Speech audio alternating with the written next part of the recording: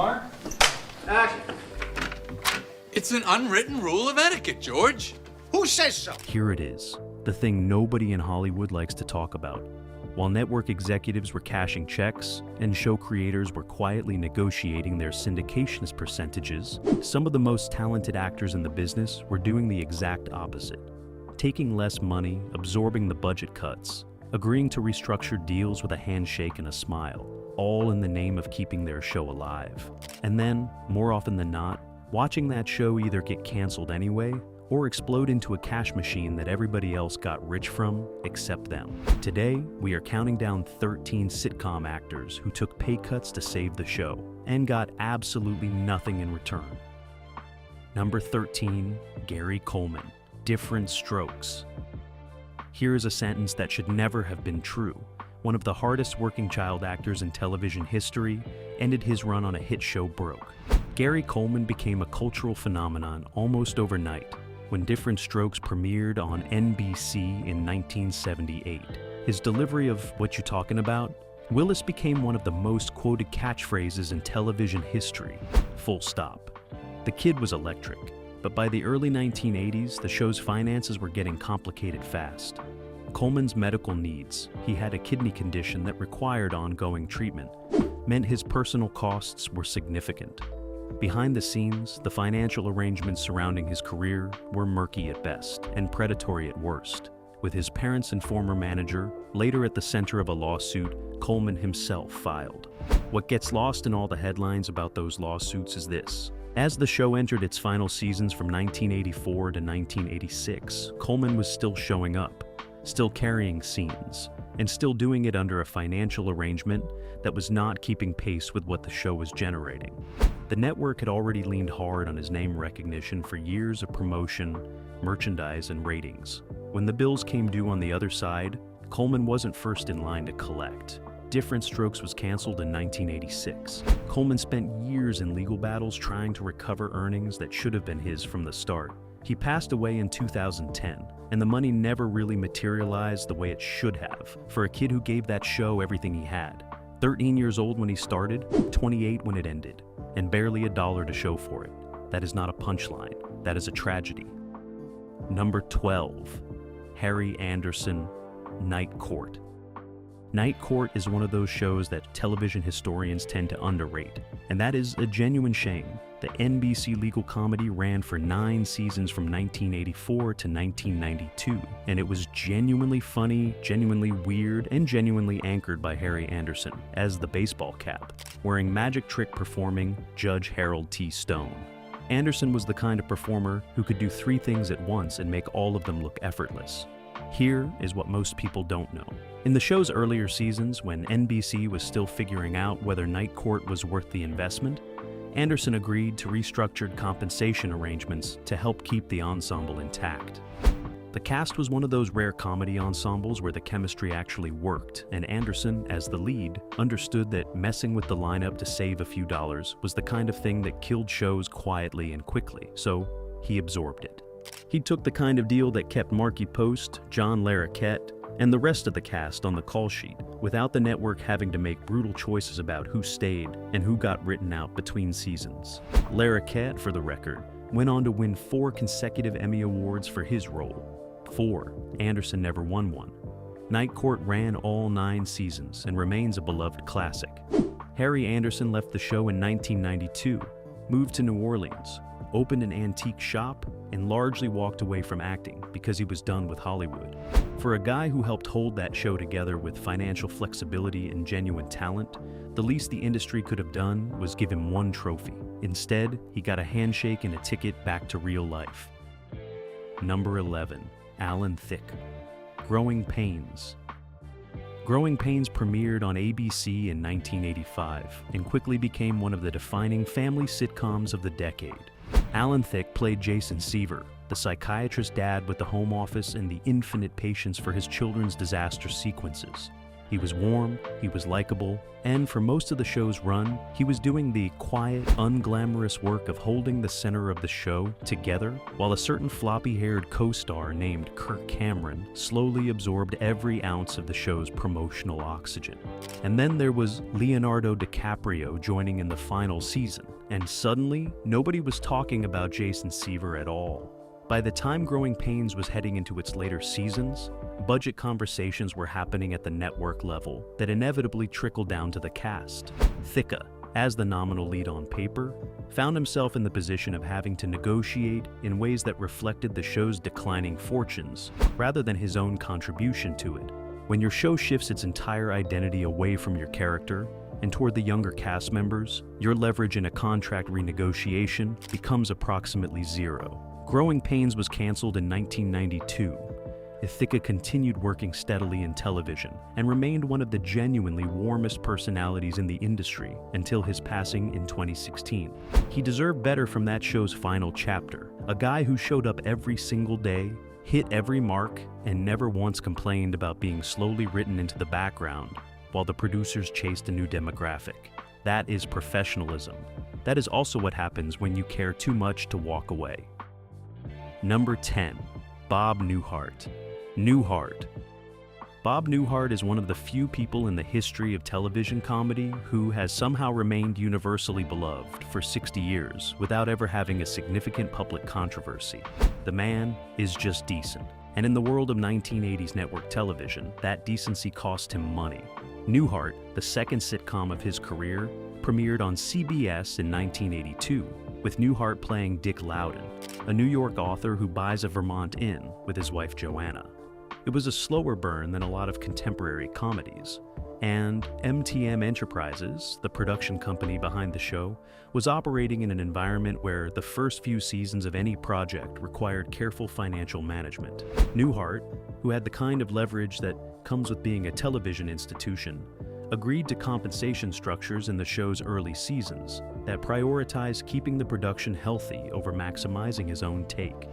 The ensemble around him, including Mary Fran, Tom Poston, and the three brothers Larry, Daryl, and Daryl, was what made the show work, and Newhart knew it. The show ran 8 seasons. The finale, where Newhart woke up in bed next to Suzanne Pleshette and revealed the whole thing had been a dream, is widely considered one of the greatest sitcom endings in television history. CBS sold the syndication rights and made a fortune. Newhart's piece of that pie was structured in ways that were, let's say, more favorable to the network than to him. He has talked about this in interviews with the kind of dry, resigned Midwestern humor that only a man who has seen everything Hollywood can do and decided to find it funny could pull off. Class act. Complicated check. Number 9. Meredith Baxter, Family Ties. Family Ties premiered on NBC in 1982 as a show about exactly one thing: liberal ex-hippie parents navigating their Reagan era, yuppie and training son. Stephen and Elise Keaton were the heart of the premise. The comedy came from the generational clash. The show was built on Meredith Baxter and Michael Gross as its emotional core, and then Michael J. Fox happened. Fox's portrayal of Alex P. Keaton turned into one of the defining performances of the decade. He became a genuine cultural phenomenon, a cover star, a movie star, and eventually the highest paid cast member on a show that was originally conceived around 2 other people entirely. As Fox's market value skyrocketed and contract renegotiations reflected his new status, the financial reality for the rest of the cast became a very different conversation. Baxter, who had the experience, the credits, and frankly the dramatic range to carry almost any project she chose, found herself in the position of being the grown-up in the room in more ways than one. She restructured her own deal arrangements as the show navigated the economics of keeping Fox happy and keeping the production financially viable simultaneously. Family Ties ended in 1989 after 7 seasons. Fox went on to Back to the Future, Spin City, in a career that would land him in the cover of every magazine in the English-speaking world. Baxter went on to strong work in television, movies, and series, and later became an important public voice on issues of domestic abuse and personal identity. She was always the most interesting person in any room she was in, just not always the one the network was writing the biggest check to. Number 8. The Designing Women Ensemble. When Delta Burke and Jean Smart exited Designing Women in 1991 and 1992 respectively, the show that remained was a fundamentally different animal than the one that had made CBS a lot of money for the previous 5 years. Creator Linda Bloodworth Thomason had built something genuinely sharp with the original 4, and when 2 of those 4 were suddenly gone, the remaining cast, Annie Potts and Dixie Carter, were left holding the bag. Here's the part that does not get discussed enough. Keeping a show on the air after losing 2 of its 4 central characters requires a financial restructuring that almost never benefits the people who stayed. The network's position in that negotiation is simple. You need us to keep ordering episodes. Our position in those negotiations was, fine, but let's talk about what the budget looks like now that we've lost the personalities audiences actually know. Both Potts and Carter were professional enough and committed enough to the show to navigate those conversations without walking. They continued for 2 more seasons, seasons 6 and 7, while the writers scrambled to fill the void with new characters and new dynamics that never quite replicated the original spark. The show ended in 1993. Syndication money flowed.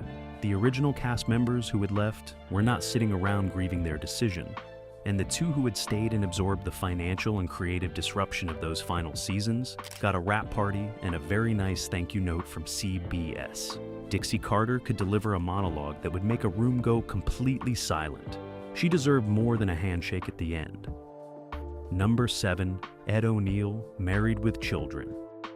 Married with Children premiered on Fox in 1987, and it was, by any reasonable measure, a miracle of bad taste that somehow became appointment television. Al Bundy, the shoe salesman, the man who never let you forget about his 4-touchdown game for Polk High, was a character that should not have worked in a network television environment, and yet Ed O'Neill made him one of the most recognizable figures in American comedy for 11 seasons. Here's the thing about being the lead of a show on a fledgling network that is still trying to convince cable systems to carry it and advertisers to buy time on it. Your leverage is not what it would be on NBC. Fox in 1987 was not CBS in 1987. The financial structures on that network in those early years reflected the reality that they were building something from nothing, and the people doing the building were not getting paid, like they were working at an established institution. O'Neill navigated multiple rounds of contract negotiations throughout the show's run, where the ask on his end was considerably more reasonable than what the network's posture suggested they were prepared to offer. He stayed.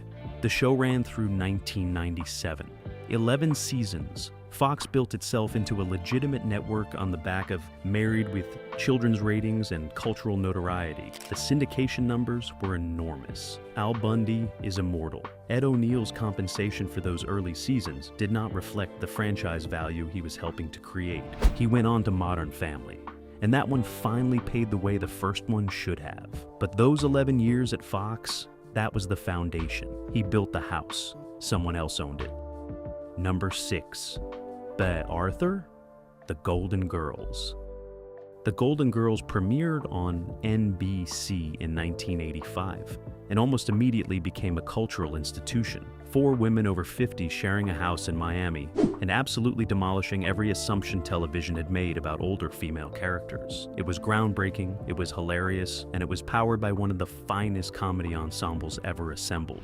Arthur, as Dorothy Zbornak, was the anchor, the straight line through the chaos. And Arthur was, to put it plainly, one of the most technically gifted comedic performers of her generation. She knew it, her co-stars knew it, NBC knew it, which is why what happened behind the scenes during certain contract renegotiations is particularly striking. At various points during the show's run, when the question of individual deal structures came up, Arthur made choices that prioritized ensemble balance over personal maximization. In a situation where she could have reasonably argued for a lead of show premium over her co-stars based on her name value and prior credits, she did not push that button in the way she could have.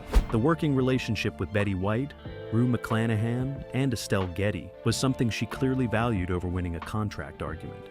The Golden Girls ran for 7 seasons, It has never left the airwaves. It streams everywhere. It sells merchandise. It is, at this point, a perpetual motion machine of syndication income that NBC and the subsequent rights holders have made extraordinary amounts of money from for 4 decades. Bea Arthur left the show in 1992, passed away in 2009, and remained one of television's most beloved figures to her last day. She gave that show enormous amounts of her talent and more financial flexibility than she had to. The machine she helped build is still running. That is both the tribute and the irony. Number 5. John Goodman, Roseanne.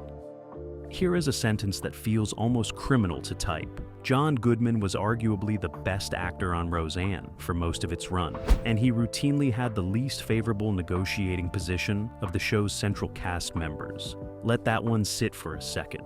Roseanne premiered on ABC in 1988 and immediately became one of the most watched shows on television. Roseanne Barr's blue-collar working-class family was something audiences had never quite seen before, and the show's success was as close to an overnight phenomenon as network television gets. John Goodman as Dan Connor was the co-anchor.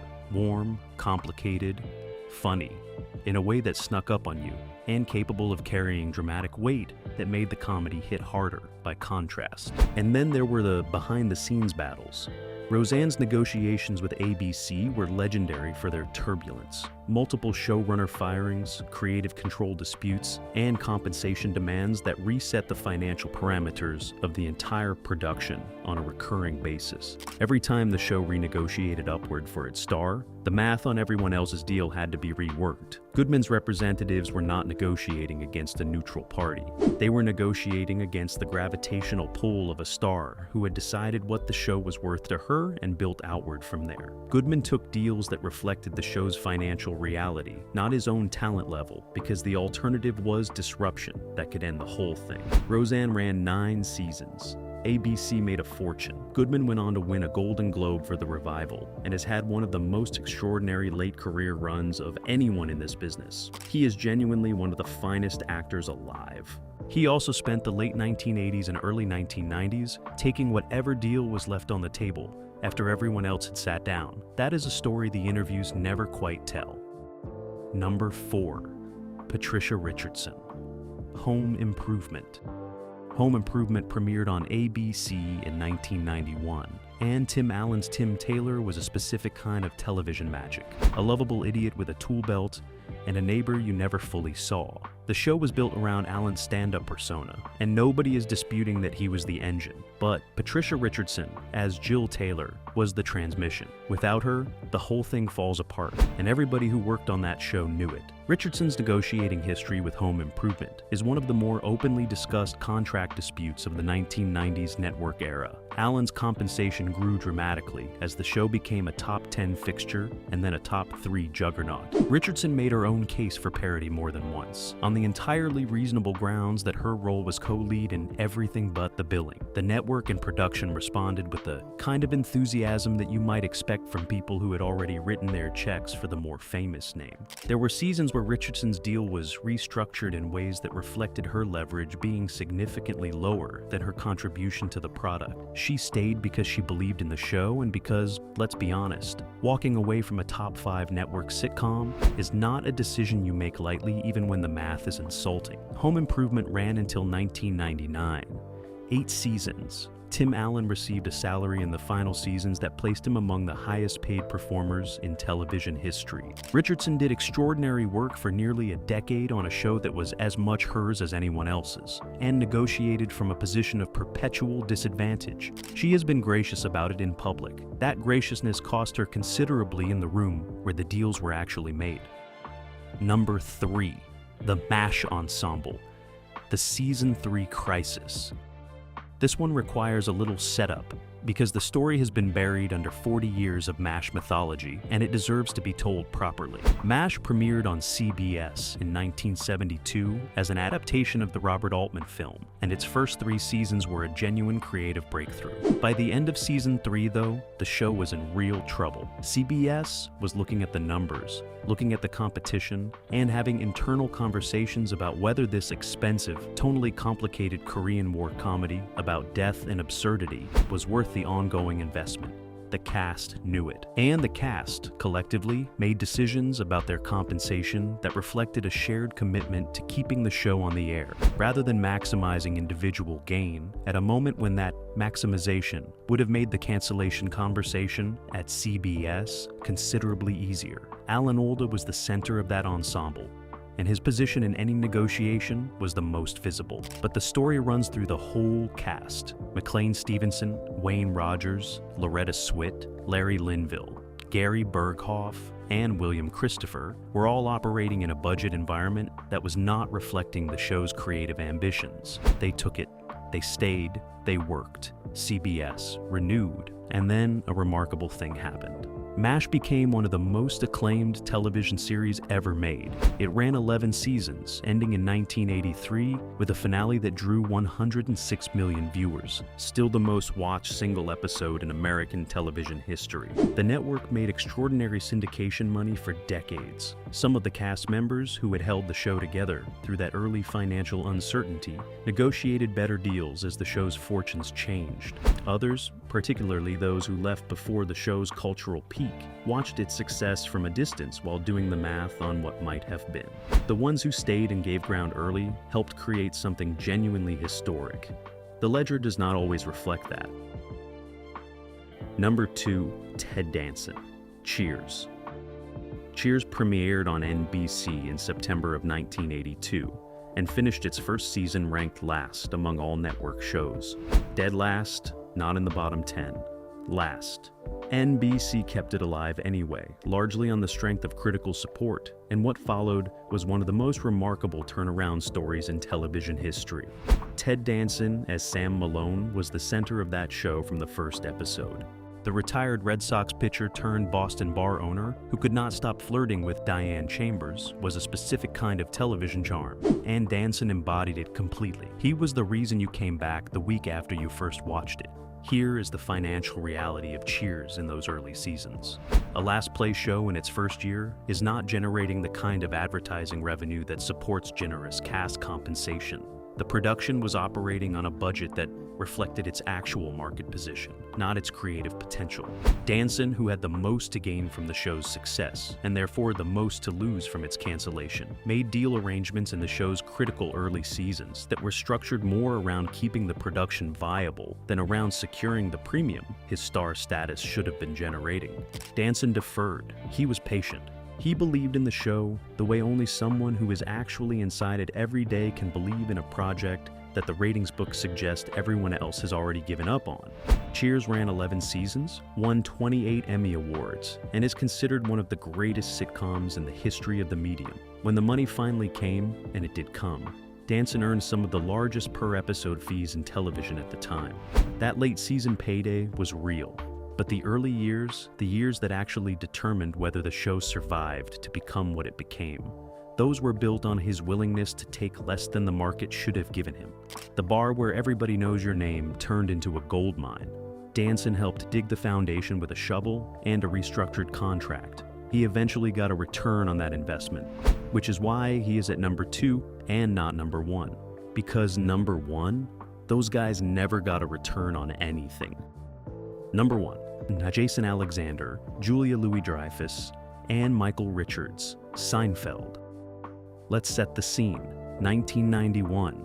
NBC has a Thursday night comedy called Seinfeld that is airing without much fanfare, picking up a modest audience, and generating internal conversations at the network about whether it justifies its slot. The show is funny, people who watch it like it, but the numbers are not what a network needs to see to feel comfortable about the future.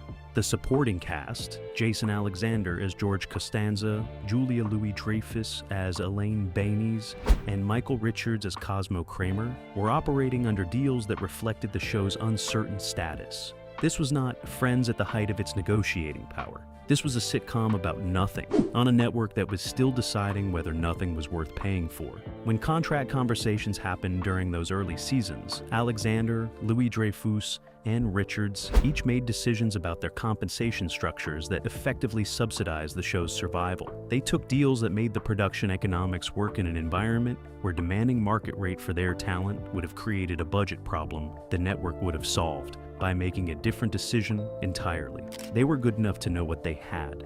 They were professional enough to know that a living show with a lower deal was better than a canceled show with a higher one. And they were, perhaps, generous enough to believe that the people making the other decisions in that room were going to remember that generosity when the show became what everyone who was actually watching it knew it could become. Seinfeld ran 9 seasons. It ended in 1998 as the highest-rated show on American television. It has generated over $3 billion in syndication revenue and counting. Jerry Seinfeld, who created the show with Larry David and whose name was on the marquee, became a billionaire. Literally a billionaire. Alexander, Louis Dreyfus, and Richards negotiated better deals as the show's fortunes changed and eventually earned significant money from the later seasons. But the syndication structure, the perpetual money machine that runs every single time George Costanza orders soup or Kramer slides through a door somewhere in the world, was built on a financial foundation that included those 3 professionals taking less than they were worth during the seasons that determined whether the show survived to syndication at all. Julia Louis-Dreyfus went on to win more Emmy Awards than any performer in history. Jason Alexander did extraordinary work that never quite got the awards recognition it deserved. Michael Richards built one of the most original physical comedy performances in television history. All 3 of them helped save a show that made someone else a billionaire. That is our number 1. And honestly, it is not even close. And there it is, 13 actors who put the show ahead of the check and, in most cases, watch somebody else cash it. Look, Hollywood has always been a business dressed up as an art form, and the people who forget that tend to pay for it in ways that don't show up on a call sheet. What makes these stories sting is not that anyone was villainous, it's that the system is designed to take the loyalty of talented people and turn it into a line item on someone else's balance sheet. These actors believed in their shows. Some of those shows became legends, and the gap between what they contributed and what they received is a story the industry would prefer you not examine too closely.